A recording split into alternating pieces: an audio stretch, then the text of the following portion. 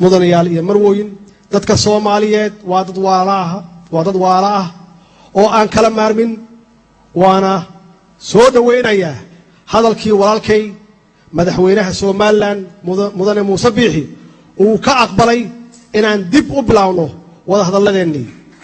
wax kasta oo jirana aan ku dhamayno walaaltinimo wada hadal iyo is-afgarad gabagabadii gobolka Banaadir maanta waxaan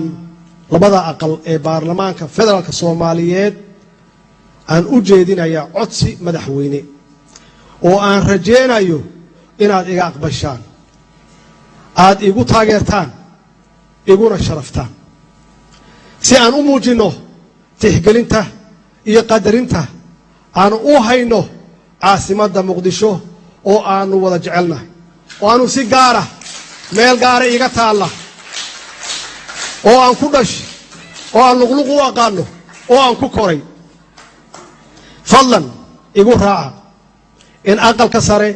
ay caasimadda Muqdisho ay ku yeelato matalaada ay mudan tahay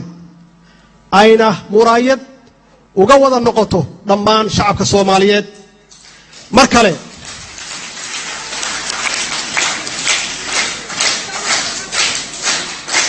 waa mahadsantihiin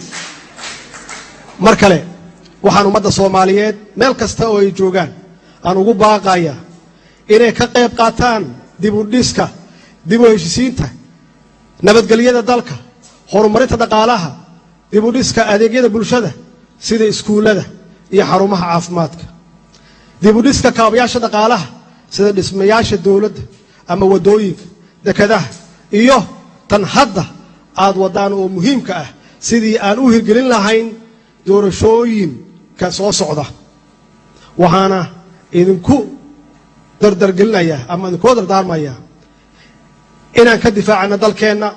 inaan diinteenna aan difaacno ka difaacno argagixisada inaan ka difaacno qabyaalistayaasha ama qabyaaladda inaan ka difaacno in aan la dagaalno fakhriga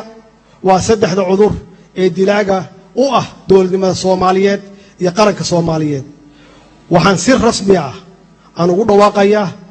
inuu idin furan yahay kal fadhiga toddobaad والسلام عليكم ورحمة الله وبركاته